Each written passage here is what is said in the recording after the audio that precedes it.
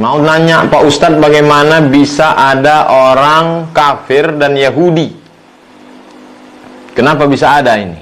Sedangkan orang pertama di bumi ini kan Nabi Adam alaihissalam. Adam punya anak yang masyhur kita kenal dalam riwayat Qabil Habil, walaupun banyak anak-anak yang lain. Lalu kemudian setelah itu masa Idris, Adam, Idris, Nuh. Pada masa zaman Nabi Nuh alaihissalam datang banjir bandang. Lalu kemudian selamatlah 3 anaknya, Sam, Ham, Yafis. Bisa dilihat kisah ini dalam kitab Al-Bidayah wan Nihayah, ditulis oleh Imam Abul Fida Ismail Ibnu Katsir, tarikh sejarah.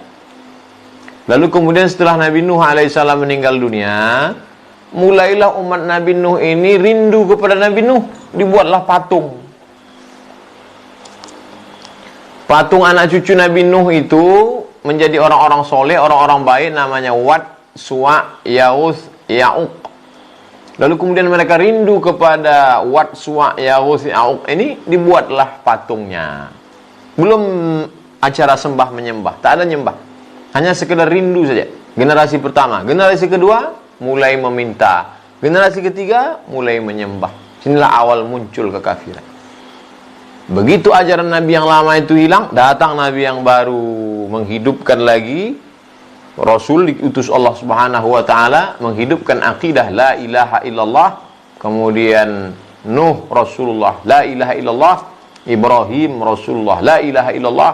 Musa Rasulullah. Nah, inilah asal usul kekufuran muncul. Lalu Yahudi ini datangnya dari mana? Nabi Ibrahim alaihissalam punya anak namanya Ishak.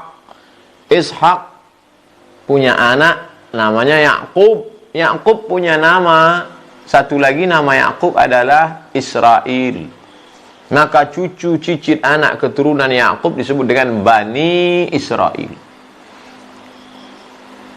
Lalu kemudian Yakub punya anak namanya Yusuf. Yusuf punya saudara laki-laki namanya Yahuza. Cucu cicit keturunan Yahuza disebut dengan Yahudi.